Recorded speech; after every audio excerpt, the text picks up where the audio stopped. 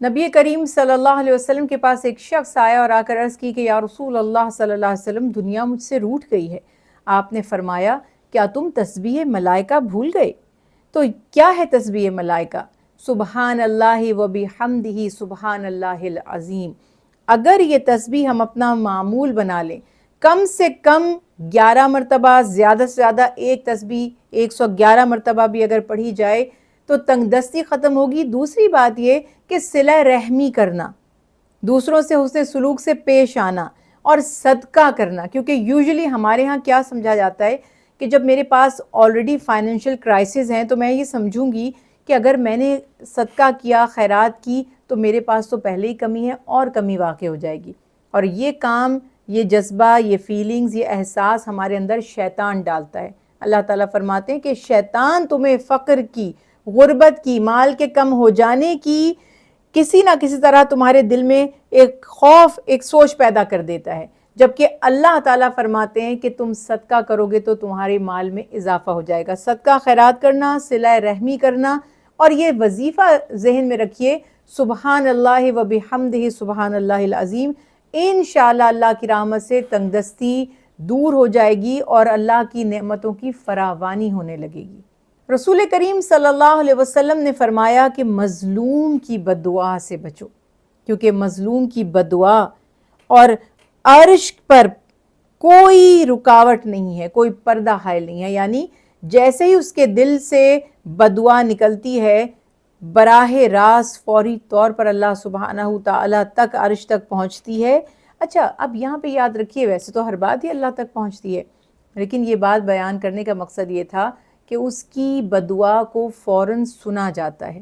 اور اسی طرح آپ نے یتیم کی بد دعا سے بچنے کا حکم دیا، اسی طرح سے والد کی بد دعا سے بچنے کا حکم دیا۔ مظلوم، یتیم، والد، یہ وہ ہستیاں ہیں کہ جن کے بارے میں بڑی تاکید ہمیں کی جاتی ہے کہ ان کی بد دعاؤں سے بچو، کہ فوری طور پر اس کا نتیجہ ظاہر ہو جاتا ہے اور انسان دنیا میں بھی، ہم تو کہتے ہیں نا کہ گناہوں کی سزا آخرت میں ملتی ہے، لیکن یہ مظلوم پر جو ظلم کرتا ہے، جو یتیم کو تکلیف پہنچاتا ہے، جو اپنے باپ کا دل دکھاتا ہے، ناحق زیادتی کرتا ہے، تو ان کی بد دعاؤں سے دنیا میں ہی فوری طور پر نتائج حاصل ہوتے ہیں۔ دیکھیے، ہم ہر وقت، ہر گھڑی جو ہم مسلمان ہیں، یہ ہماری دعائیں ہوتی ہیں، اور ہم دیکھتے تھے کہ ہمارے جو بزرگ ہیں وہ بھی ہمیشہ دعا کرتے تھے خاتمہ بالخیر کی۔ ایون انبیاء علیہ السلام جو اللہ کے منتخب ہیں، جو پیارے ہیں، جو اللہ تعالیٰ کے پسندیدہ ہیں، جو جنتی ہیں، جو جنت کے حقدار ہیں، وہ بھی دعا فرما رہے ہیں وَتَوَفَّنَا مَعَ الْأَبْرَارِ وَتَوَفَّنَا مُسْلِمِينَ۔ یہ جو دعائیں ہیں نا، کہ ہر وقت دعا کرتے رہیں کہ اللہ ہمیں اسلام پر، ایمان پر موت دے۔ اور دوسری تعلیمات نبوی صلی اللہ علیہ وسلم یہ ہیں کہ جو چاہتا ہے ایمان پر اس کا خاتمہ ہو، تو ایک تو یہ کہ نیک کام کرنا، کلمہ طیبہ کو ورد بنانا، کیونکہ جس عمل کی عادت ہوگی اسی عمل پر اختتام ہوگا۔ جو اچھے کام کرنے کا عادی ہوگا، موت کے وقت بھی وہ اچھا ہی کام کر رہا ہوگا۔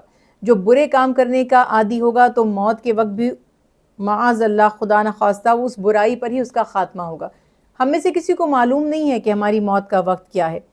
ہم سنتے ہیں، دیکھتے ہیں، بیٹھے بیٹھے بات کرتے کرتے ایک تقریر کرنے والا، ایک نعت خواں، ایک قاری، ایسی حیرت ہوتی ہے کہ کراؤڈ میں بیٹھے ہوئے ہیں، انہوں نے تقریر کی، کسی نے قرات کی، کسی نے نعت خوانی کی، اور وہیں پر ان کی روح پرواز کر جاتی ہے۔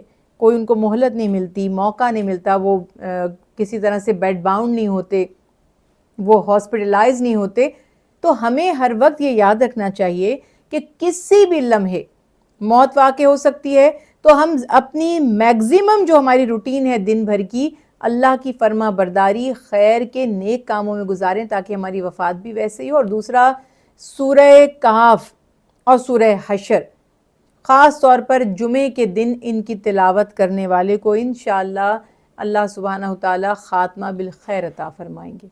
جی، جنات بھی بالکل انسانوں کی طرح کہ ان کے معاملات ان کی کمیونٹی میں ایسے ہی ہیں، وہ ایمان لانے کے بھی ظاہر مکلف ہیں، ان سے حساب کتاب بھی کیا جائے گا، ہماری طرح عبادات بھی ان پر فرض ہیں، اسی طرح سے ان کی اولادیں بھی ہوتی ہیں، ان کی فیملی بھی اسی طرح ایکسٹینڈ ہوتی ہے، ان کے نکاح بھی ہوتے ہیں۔